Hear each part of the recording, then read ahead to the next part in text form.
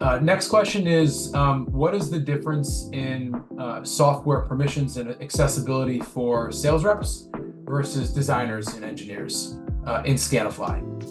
And something I suspect this one builds off of kind of Scanifly's history of really focusing on ops people originally and designer personas, and obviously now we're showcasing software for sales reps. So if you want to provide a clear comparison between the two, feel free to share your screen if that's helpful as well.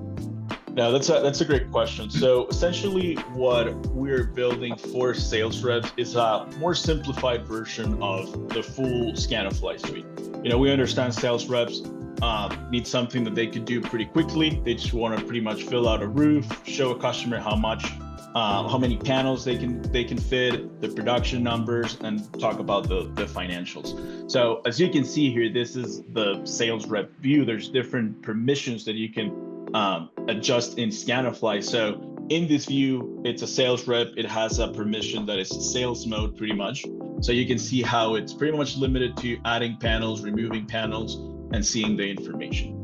For a final design for an engineer, maybe even an ops manager, this would be their view. So there's a lot more they can do here. They can customize more of the fire setbacks, for example, if they need to adjust that. They can add or remove trees if a customer is going to cut a tree down or is interested in trimming a tree. You can also get more information as far as, let's say, wall space. If you need to measure, let's say you're installing here in this wall and you need to get more information about the space that's available there.